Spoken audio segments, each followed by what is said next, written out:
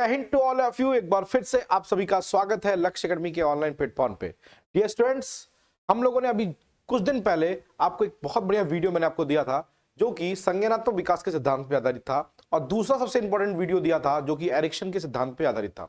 अभी हाल ही में जो सीटेट के पेपर हुए हैं उसमें एरिक्सन और जीन पियाजे के बहुत सारे क्वेश्चंस आए हुए हैं। आज का जो टॉपिक है वो आज उन सारे टॉपिक से भी बम्पर इंपॉर्टेंट है, क्योंकि ये आने वाली परीक्षा जो कि सुपर टेट या टेट की होगी उनमें दहले पे दहले वाले प्रश्न होंगे। तो आइए आज स्टार्ट करते हैं नैतिक विकास का सिद्धांत, जो आपके लिए बहुत ही इंपॉर्टेंट है।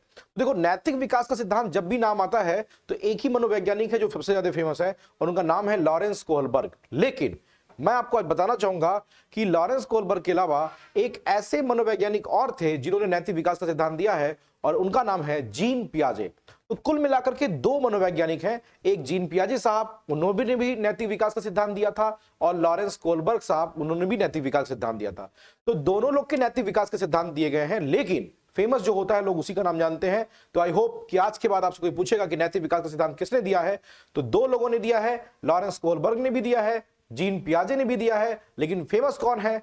लॉरेंस कोहलबर्ग है। जीन पियाजे संज्ञानात्मक विकास के लिए फेमस है। हम दोनों सिद्धांतों के बारे में पढ़ेंगे। फिलहाल आज के वीडियो लेक्चर में सिर्फ और सिर्फ लॉरेंस कोहलबर्ग के बारे में पढ़ने चल रहे हैं। अब देखिए डियर स्टूडेंट्स, हमारे जीवन में जब बालक जन्म लेता है तो एक ऐसा विकास, क्वेश्चन सुनिएगा ध्यान से, एक ऐसा विकास जो बालक में जन्म जब वो लेता है तो उसके अंदर प्रारंभ नहीं होता, कुछ समय के बाद प्रारंभ होता है, और वो सिंगल एक ही विकास है, और वो है नैतिक विकास। तो नैतिक विकास बालक के जन्म लेते प्रारंभ नहीं होता, न जन्म लेने के बाद प्रारंभ होता है। इसलिए पूछा जाता है एग्जाम में कि निम्नलिखित में से कौन सा विकास है जो बालक के जन्म से प्रारंभ नहीं होता। तो याद रखिएगा वो कौन सा विकास है, नैतिक विकास सिद्धांत है। तो आइए शुरू करते हैं लॉरेंस कोहलबर्ग के बारे में। लॉरेंस कोहलबर्ग ने नैतिक विकास का सिद्धांत दिया, और इस सिद्धांत में उन्होंने सबसे पहले किसके बारे में बताया? उन्होंने सबसे पहले विभिन्न अवस्थाओं के बारे में, या कह लीजिए कि विभिन्न स्टेजेस के बारे में आपको बताया है। और वो स्टेजेस कौन कौन सी हैं? वो स्टेजेस मुख्य रूप से लॉरेंस कोहलबर्ग के अनुसार जो नैतिक विकास का मॉडल दिया गया है, वो मॉडल क्या है? देखिए, उन्होंने एक किताब लिखी थी, उस किताब का नाम था साइकोलॉजी ऑफ मॉरल डेवलपमेंट। उन पुस्तक का नाम था, पहला क्वेश्चन आता है कि लॉरेंस कोहलबर्ग का नैतिक विकास सिद्धांत, उन्होंने जो किताब लिखी उन्होंने लिखी थी साइकोलॉजी ऑफ मॉरल डेवलपमेंट। ठीक है, तो क्वेश्चन आता है कि साइकोलॉजी ऑफ मॉरल डेवलपमेंट किसने लिखी है? तो लॉरेंस कोहलबर्ग ने लिखी है। क्या लिखा है?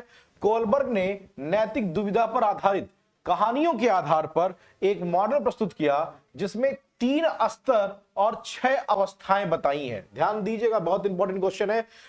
स्तर का मतलब होता है लेवल्स, और अवस्थाओं का मतलब होता है स्टेजेस। तो अगर पेपर में पूछ ले कि लॉरेंस कोहलबर्ग के अनुसार नैतिक अवस्थाएं कितनी हैं, तो 6 अवस्थाएं हैं। नैतिकता के स्तर कितने हैं? तो 3 स्तर होते। क्लियर है? तो नैतिक विकास की अवस्थाओं में 6 अवस्थाएं, स्तर में 3 स्तर होते हैं। क्लियर है? किसने दिया? लॉरेंस कोहलबर्ग ने दिया। किस आधार पे दिया? नैतिक दुविधा के आधार पे दिया। उनका मानना था कि बालक के अंदर जो नैतिकता का विकास होता है वो नैतिक तर्कड़ा के आधार पे, मतलब कि तर्क और चिंतन के आधार पे प्रारंभ होता है। तर्क और चिंतन के आरंभ पे प्रारंभ होता है, और ये जो प्रारंभ होता है तर्क और चिंतन के आरंभ के आधार पे, तो यहां से 2-3 क्वेश्चन बनते हैं। पहला क्वेश्चन आप याद रखिएगा, ये बुक किसने लिखी? तो आपके सामने है आंसर, क्या? Psychology of moral development. दूसरी बात, कोहलबर्ग ने नैतिक दुविधा के आधार पे कहानी दिया था, कहानियों के आधार पे एक मॉडल प्रस्तुत किया जिसमें कुल मिला के कितने स्तर हैं? 3 स्तर और 6 अवस्थाएं होंगी। तो मैंने आपको तो अभी तक जो क्वेश्चन बताया उनमें पहला क्वेश्चन क्या आया कि कौन सा विकास है जो बालक में जन्म से प्रारंभ नहीं होता, जन्म लेने के बाद प्रारंभ होता है? वो है नैतिक विकास। एक प्रश्न। दूसरा, किसने दिया? लॉरेंस कोहलबर्ग ने दिया। लॉरेंस कोहलबर्ग ने नैतिक विकास दिया, किस आधार पे दिया? नैतिक दुविधा, मतलब तर्क और चिंतन के आधार पे दिया। और तीसरा क्वेश्चन जो आपसे सबसे ज्यादा पूछता है वो पूछता है कि उसमें कितने स्तर और कितनी अवस्थाएं थी? तो 3 स्तर और 6 अवस्थाएं थी। याद रहेगा? देखो, यहां एक वर्ड लिखा हुआ है, reasoning about right and wrong. बालक सही और गलत में अंतर पता करने का, ये भी क्वेश्चन आता है। Reasoning about right and wrong, ये इंग्लिश में आता है, इंग्लिश पीरियोडोलॉजी में क्वेश्चन पूछता है कि reasoning about right and wrong का सिद्धांत किसने दिया? तो किसने दिया था? लॉरेंस कोहलबर्ग ने दिया था। देखिए, जिन्होंने 3 स्तर बताए, पहला था पूर्व पारंपरिक स्तर, जिसको कि हम लोग बोलते हैं प्री कन्वेंशनल लेवल। दूसरा है पारंपरिक स्तर, जिसको हम बोलते हैं कन्वेंशनल लेवल। तीसरा है पश्च पारंपरिक स्तर, जिसको पोस्ट कन्वेंशनल लेवल कहा जाता है। और हर स्तर में कितनी कितनी अवस्थाएं हैं? 2 अवस्थाएं। तो कुल मिलाकर के 3 स्तर हुए और तीनों में 2-2 अवस्थाएं हुई। तो 2-2 अवस्थाएं मिलकर कितनी अवस्थाएं हो गई? 2 + 2 + 2 मतलब कुल मिलाकर 6 अवस्थाएं हो गई। तो नैतिक विकास में कुल कितने स्तर हैं? नैतिक विकास के कुल 3 स्तर हैं। पहले वाले को पूर्व पारंपरिक कहते हैं। अब जरा ध्यान देना बाबू, ये जो पूर्व पारंपरिक है, इसी पूर्व पारंपरिक को कभी कभी किताब में पूर्व लौकिक भी पूछ लेता है। पूर्व लौकिक कह ले, ध्यान दीजिएगा, पूर्व लौकिक कह ले, या फिर प्राक रूढ़िगत, वर्डिंग याद रखिएगा, प्राक रूढ़िगत, क्या कह ले? प्राक रूढ़िगत कह ले, प्राक रूढ़िगत कह ले, पूर्व लौकिक कह ले, या पूर्व परंपरागत कह ले। तीनों का मतलब एक ही होता है। तो पूर्व परंपरागत कहे, प्राक रूढ़िगत कहे या पूर्व लौकिक कहे, मतलब पूर्व पारंपरिक स्तर की बात कर रहा है, मतलब पहली स्टेज की बात कर रहा है। इसीलिए मैं आपसे कहता हूं कि इंग्लिश वाला पॉइंट ज्यादा जरूरी होता है, क्योंकि वो वर्डिंग में कभी भी पूछ सकता है, वो कंफ्यूज कर सकता है आपको। यहां याद रखना, प्री कन्वेंशनल स्टेज, दूसरे वाले को पारंपरिक स्तर भी कहते हैं, या इसी को पूर्व हटा दो तो लौकिक स्तर भी कहते हैं, इसी को प्राक हटा दो तो रूढ़िगत स्तर भी कहते हैं। तो पारंपरिक स्तर के और क्या नाम हो गए? पारंपरिक स्तर तो कहते ही कहते हैं, लौकिक स्तर भी कहते हैं, और उसी को रूढ़िगत स्तर भी कहते हैं। जो तीसरा वाला स्तर है उसको बोलते हैं पश्च पारंपरिक स्तर। फिर मैं वही बताऊंगा आपको कि पश्च पारंपरिक स्तर को आप पश्च लौकिक स्तर भी कह सकते हो, पश्च रूढ़िगत स्तर भी कहते हो, लेकिन इसीलिए वर्डिंग में कह रहा हूं, इंग्लिश याद रखो, पारंपरिक वर्ड को कन्वेंशन कहते हैं।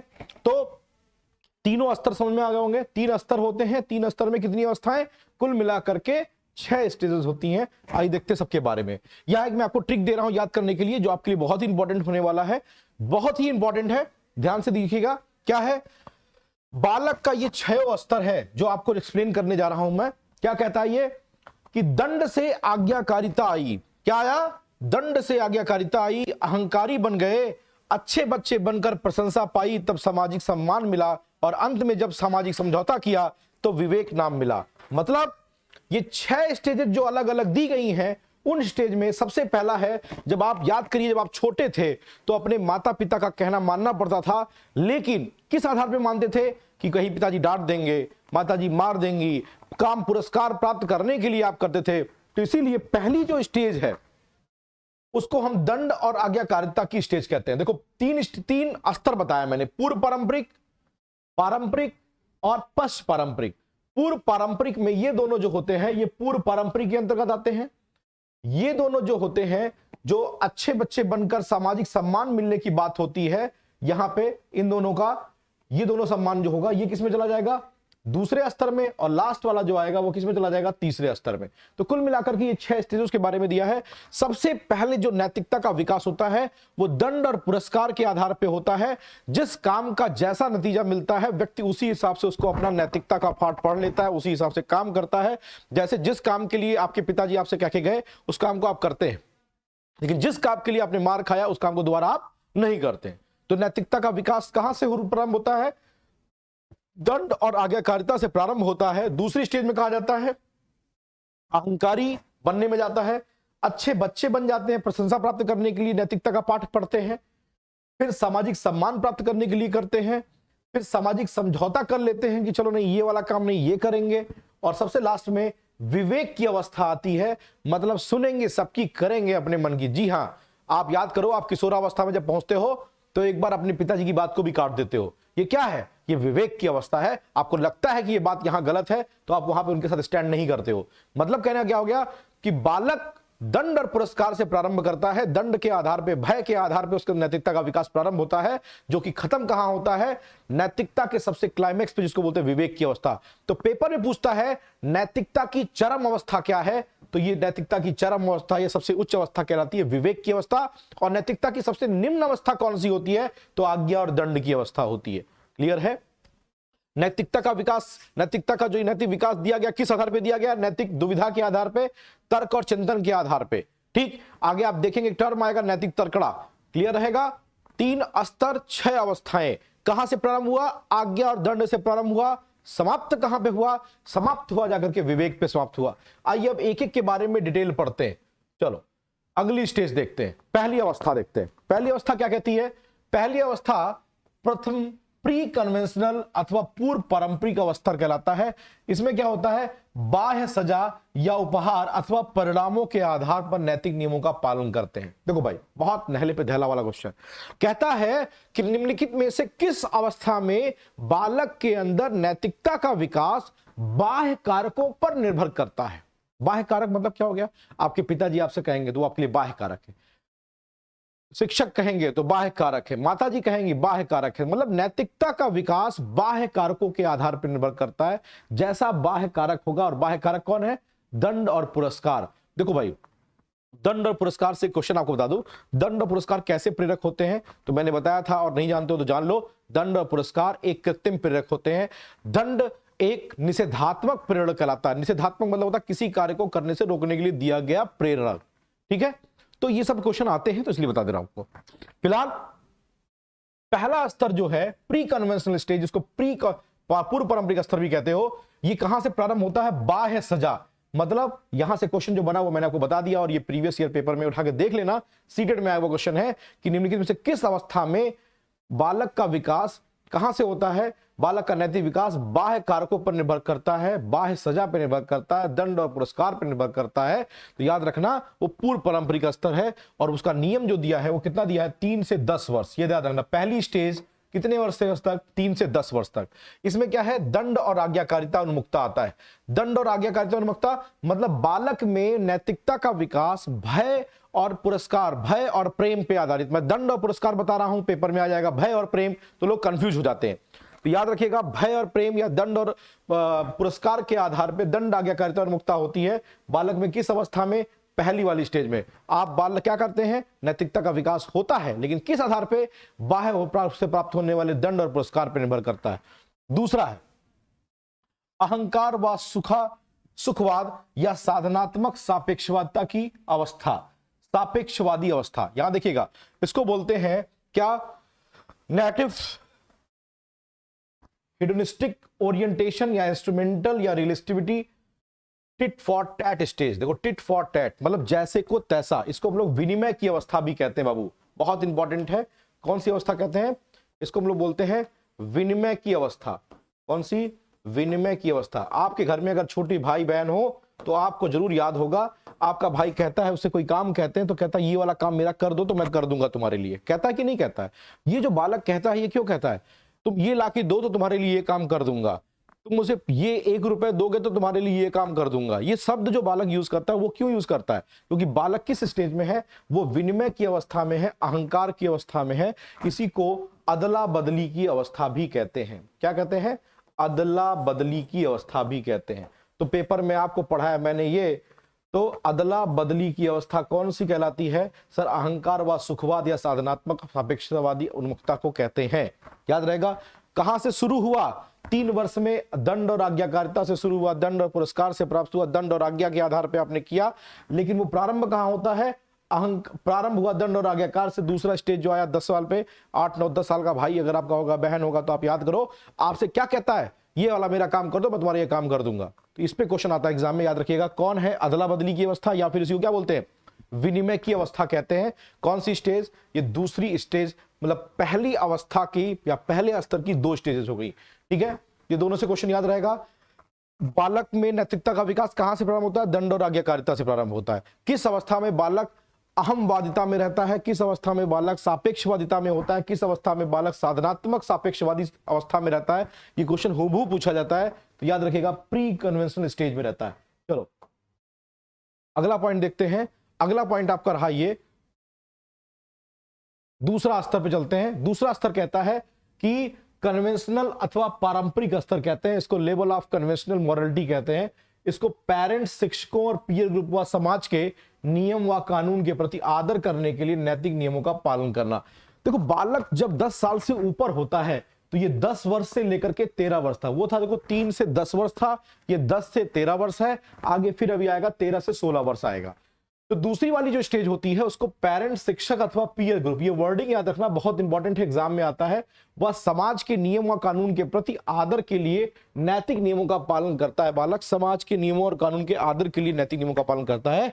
इसमें जो पहली स्टेज आती है अच्छा लड़का व अच्छी लड़की अवस्था कहलाती है, या उसी को हम लोग बोलते हैं प्रशंसा की अवस्था भी कहते हैं।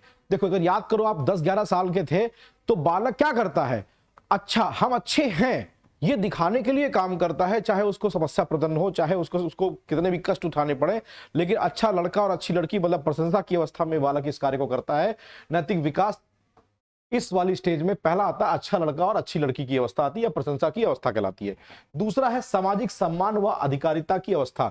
बालक जब थोड़ा और बड़ा होता है, 11 साल 12 साल 13 साल का होता है, तो वो सामाजिक सम्मान पाने के लिए कि समाज उसको पहचाने, समाज उसको पहचान दे, समाज उसकी तारीफ करे, इसके लिए वो नैतिकता का पालन करता है, सामाजिक नियमों का पालन करता है। वो जानता है कि सामाजिक नियम बने हैं, इनका पालन करना, इसको हम तोड़ नहीं सकते। ये बालक के अंदर होता है, सामाजिक नियमों का पालन करने की अवस्था होती है।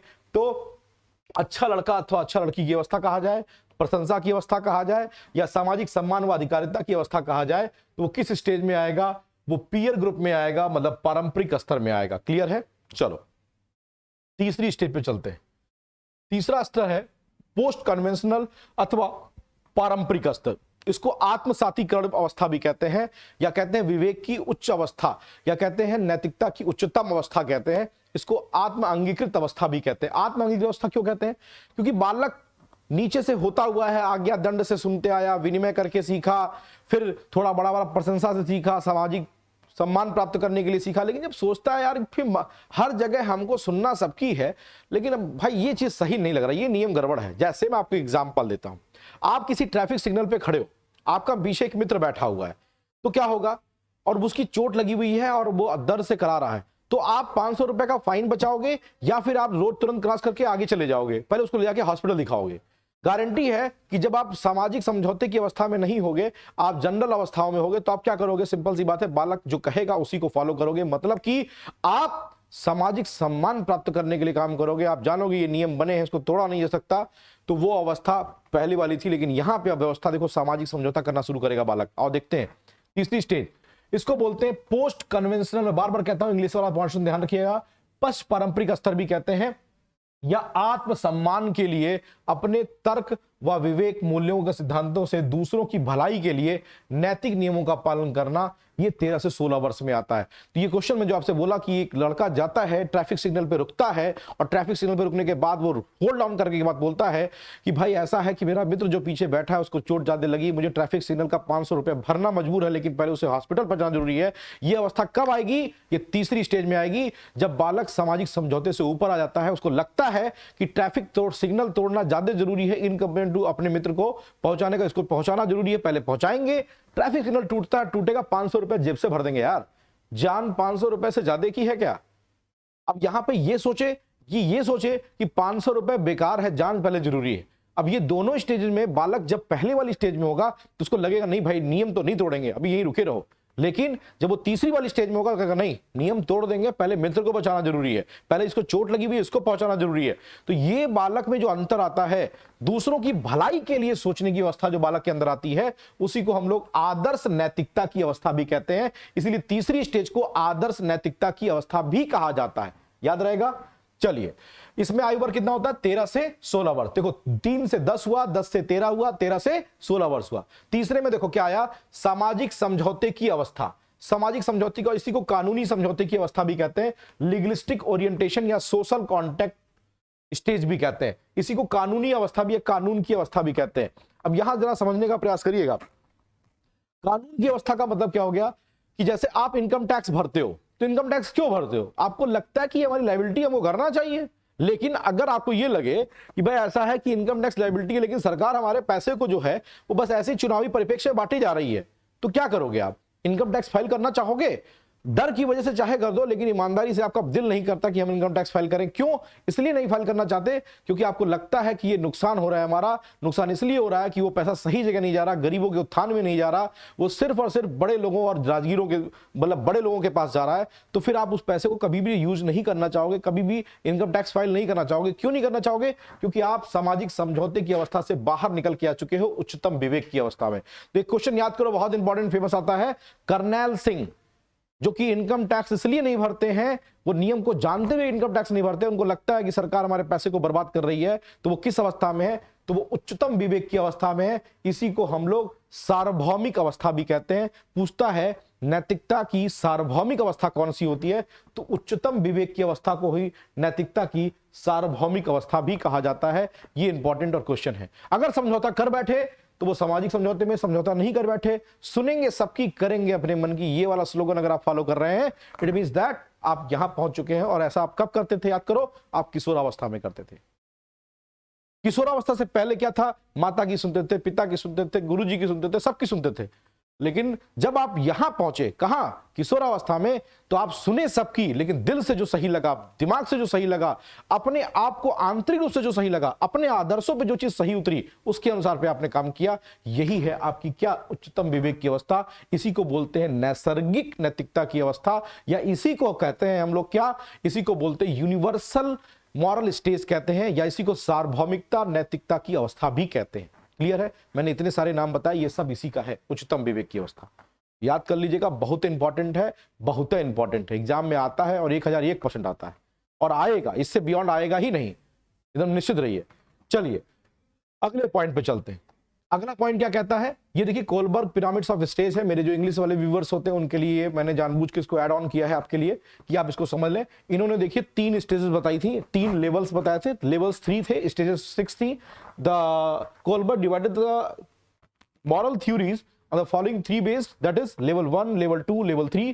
First is pre-conventional, second is conventional, third is post-conventional stage, and the number of stages in each level is 2. कितने हैं? 2 लेवल्स हैं। कौन कौन से लेवल हैं? पहला लेवल 1 जो है उसमें एक रिवार्ड एंड पनिशमेंट, जिसको मैंने आपको बोला था दंड और पुरस्कार की अवस्था। दूसरा सेल्फ इंटरेस्ट था, मतलब अहम की अवस्था, अदला बदली वाली अवस्था, विनिमय की अवस्था। जब आप लेवल 2 में पहुंचते हो तो प्लीजिंग अदर्स, मतलब दूसरों को आनंद प्रदान करने के लिए, दूसरों से प्रशंसा प्राप्त करने के लिए बालक कार्य करता है। थोड़ा सा और बढ़ता है तो बालक लॉ एंड ऑर्डर की बात करता है और नियम कानून के अनुसार चलेगा, नियम कानून तोड़ेगा नहीं। लेकिन सोशल कॉन्ट्रैक्ट में, जब सोशल समाज में आता है, उसको लगता है कि ये नियम कानून तोड़े भी जा सकते हैं। बालक यहां समझना शुरू करता है, मतलब लेवल 3 में। और जब प्रिंसिपल अपने खुद के सिद्धांत बनाता है, खुद की नैतिकता बनाता है, तो सबसे अपर लेवल जाता है, दैट इज प्रिंसिपल। तो याद रखेगा, reward and punishment is the lowest level of the moral development, and the principle, that is the सिद्धांत, एंड नीति is the highest level of moral development. मतलब मॉरल डेवलपमेंट, नैतिक विकास का सबसे उच्चतम स्तर क्या है? सिद्धांत या नियम है, जो बालक स्वयं से बनाता है, समाज को देख करके, अपने अंदर की आत्मा से सुन करके खुद बनाता है, उसको हम लोग बोलते हैं सिद्धांत और नीति, जिसको आदर्श उच्चतम नैतिक अवस्था कहा जाता है। तो ये ऊपरी है और ये सबसे नीचे है। जब आप पैदा हुए तो आपने कोई भी अपने से बड़ों का पैर भी छूना शुरू किया तो अपने पिताजी के कहने पर शुरू किया, लेकिन धीरे धीरे बड़े हुए तो आपको महत्व समझ में आया, तो आज अपने से बड़ों का पैर छूते हैं तो पिताजी के कहने की वजह से नहीं छूते हैं, आपको अंदर से लगता है तो पैर छूते हैं, नहीं तो पैर नहीं छूते हैं। एक बात जान लीजिए, बहुत कायदे की बात बताओ, अपने गुरु का, अपने माता का, अपने पिता का सदैव सम्मान करिए। जीवन में कभी पीछे नहीं मुड़ेंगे, हमेशा आगे बढ़ेंगे। ये मेरी तरफ से आज का कोटेशन है। इस वीडियो में सबसे गूढ़ बात आज मैंने बताई है आपको। जीवन में ये 3 काम करना शुरू कर दीजिए, आप जो भी काम करने निकलेंगे कभी पीछे मुड़ के नहीं देखेंगे कि सर हमारा काम नुकसान हो गया, ये गारंटी है। लेकिन जिस दिन ये काम नहीं करते हैं उस दिन गारंटी है कि आपका नुकसान होगा। ये काम करना प्रारंभ करिए। ये थोड़ा सा नैतिकता की बात हो गई, जरूरी था क्योंकि नैतिक विकास का सिद्धांत चल रहा है। चलो अगला पॉइंट, यहां से देखो क्वेश्चन जो पूछता है कि ये सिद्धांत से अलग से क्वेश्चन बता रहा हूं, जो कि कभी कभी मनोविज्ञान में पूछ लेता है। क्या कि कोलबर्ग ने 10 वर्ष से 16 वर्ष तक की अवस्था को नैतिक तर्कड़ा की अवस्था कहा है। तो पेपर में क्वेश्चन पूछता है कि नैतिक तर्कड़ा की अवस्था की आयु वर्ग क्या है? तो 10 से 16 वर्ष। कुछ वर्ड्स हैं इसके सवाल सॉल्व करने का, नैतिक दुविधा, नैतिक तर्कड़ा। तो नैतिक दुविधा और नैतिक तर्कड़ा के आधार पे उन्होंने अपने ही बच्चों के साथ साथ, यहां देखो नैतिक विकास विशिष्ट से सामान्य होता है, इसको भी नोट कर लो। मेरी तरफ से गागर में सागर वाला क्वेश्चन, बहुत ही नैले पे दहला वाला क्वेश्चन आएगा पेपर में, विशिष्ट से सामान्य होता है। कोलबर्ग ने छात्रों को 72 समूहों में बांटा, केवल बॉयज को लिया। इस देखो यहां एक बहुत बड़ी बात कह रहा हूं, इसी बेस पे इनकी आलोचना की गई। कोलबर्ग इसी नाते, जैसे कहते हैं ना कि आदमी डिफेम क्यों होता है जब वो कुछ गलती कर बैठता है। इनकी गलती क्या थी? इनकी सबसे बड़ी गलती थी कि लड़कियों के बारे में और महिलाओं के बारे में इन्होंने कुछ सोचा ही नहीं। इन्होंने नैतिक विकास का सिद्धांत पूरा का पूरा लड़कों के आधार पर दिया, और इसीलिए इनकी आलोचना की जाती है कि कोलबर्ग साहब ने लड़कियों को महत्व ही नहीं दिया, महिलाओं को महत्व ही नहीं दिया, अपने सैंपलिंग में महत्व नहीं दिया। तो जब आप कोई काम करते हो और समाज के एक विशेष वर्ग को, जिसके अगर आपका स्थायित्व है, उसको छोड़ देते हो तो आलोचना तो होगी ही होगी। तो कोलबर्ग साहब का अगर कोई कहा जाए कि नैतिक विकास का सबसे बड़ा ड्रॉबैक क्या है, तो महिलाओं या लड़कियों को स्थान ना देना था। आलोचना याद रखना, अभी आगे आएगा क्वेश्चन। तो 72 समूहों में नैतिक दुविधा को बांटा, और इसको मॉरल डायलेमा, ये वर्डिंग याद रखिएगा, मॉरल डायलेमा, मॉरल डायलेमा कहते हैं, मॉरल डायलेमा कहते हैं, याद रखिएगा, मॉरल डायलेमा कहते हैं। और ये मॉरल डायलेमा को बोलते हैं हम लोग नैतिक दुविधा कहते हैं। और इस पर आधारित कहानी बताइए, उस कहानी का नायक कौन था? हैज था। याद रखिएगा, हैज दुविधा के नाम से क्वेश्चन पूछा जाता है कि हैज की दुविधा का संबंध किससे है। पेपर में नोट कर लो, हैज की दुविधा का संबंध निम्नलिखित में से किस विकास से है? तो हैज की दुविधा का संबंध किससे है? नैतिक विकास से है। किसको किसने दिया था? लॉरेंस कोलबर्ग ने दिया था। आई होप कि टॉपिक क्लियर हो गया। और आइए अब इनकी आलोचना भी कर ले, बहुत पढ़ लिया इनको। आलोचना देखिए आपके सामने है। कोलबर्ग ने क्या कहा कि सारे नैतिक नियम जो होते हैं वो सार्वभौमिक होते हैं, यूनिवर्सल और निश्चय होते हैं, उसमें कोई अंतर नहीं है, सबके अंदर पाए जाते हैं। हाँ, ये बात दूसरी है कि सबका लेवल अलग अलग हो सकता है। और देखिए इनका सबसे बड़ा ड्रामा है कि महिलाओं की उपेक्षा की इन्होंने तथा अल्प विकसित संस्कृतियों को अपने सैंपल में शामिल नहीं करने के आधार पर इन्हें क्या किया गया? कोलबर्ग के सिद्धांत की आलोचना की गई। ये वाला मेरा क्वेश्चन नोट कर लेना, ये सीटेट में कई बार पूछा गया है, बहुत ही इंपॉर्टेंट आपके लिए। और लीजिए सबसे लास्ट क्वेश्चन, कोलबर्ग ने अपने के अनुसार अंतिम अवस्था में सभी व्यक्ति नहीं पहुंचते हैं। ये भी एक बहुत बड़ी बात है और ये सही भी है। देखो आप भी अपने घर में देखो ना, तो आपके घर में भी आपका भाई, आपकी बहन या आपके अंदर भी होगा कि सामाजिक नियम भाड़ में जाए, जो हमको समझ में आता हम करेंगे। एक ऐसा होता है, एक होता नहीं हम सिर्फ लकीर का फकीर, सामाजिक नियम ही फॉलो करेंगे। घर बर्बाद हो जाए, संस्था बर्बाद हो जाए, लेकिन सामाजिक नियम फॉलो करेंगे। तो ऐसे लोगों के अंदर क्या है? नैतिक विकास की आदर्श अवस्था नहीं आती, क्योंकि नैतिक विकास की आदर्श अवस्था स्वयं के नियमों सिद्धांतों के आधार पर बनती है। तो आई होप नैतिक विकास में याद हो गया होगा आपको स्टेज। नैतिक विकास में कुल 3 स्तर और 6 अवस्थाओं के बारे में मैंने आज बताया। इससे आप क्वेश्चन लगाइए। मैंने फिर जिस तरीके से मैं आपको हर वीडियो में कहता हूं और फिर कहूंगा, संस्था का पर्सनल नंबर दे रखा है। अगर आपको कोई भी डाउट, कोई भी क्वेश्चन है तो आप जरूर पूछिए। दूसरी बात, नैतिक विकास का मैंने बताया था कि 2 लोगों ने सिद्धांत दिया है। एक सिद्धांत सभी पढ़ाते हैं, जो कि ये जानते ही आप, जीन पियाजे साहब का एक सिद्धांत बचा हुआ है, जिन्होंने नैतिक विकास में 2 अवस्थाओं के बारे में बताया है, जिसको स्वायत्तता और परायत्ता की अवस्था कहते हैं, ऑटोनॉमी और हिट्रोनॉमी अवस्था भी कहते हैं। मैं उनके बारे में नेक्स्ट वीडियो लेक्चर में आपसे चर्चा करूंगा। ठीक है, तब तक के लिए धन्यवाद। कोई भी क्वेश्चन अगर आपका डाउट है तो बने रहिए हमारे साथ, जरूर क्वेश्चन पूछिए। एनी डाउट एनी टाइम आप सॉल्यूशन ले सकते हैं, बशर्ते आपके पास संस्था का नंबर है। हमारे ऐप पे सारे ही क्वेश्चंस पेपर सीरीज आपको फ्री अवेलेबल कराई गई हैं। आपने सिर्फ कोर्स बाय किया है, but paper series PDF file भी बहुत जल्दी आपको प्रोवाइड करने जा रहे हैं हम लोग। तो धीरे धीरे आपकी सारी समस्याओं का निदान हो रहा है। बने रहिए हमारे साथ, लेकिन फिर आपसे कहूंगा आपके प्रश्नों का इंतजार रहेगा। तब तक के लिए धन्यवाद।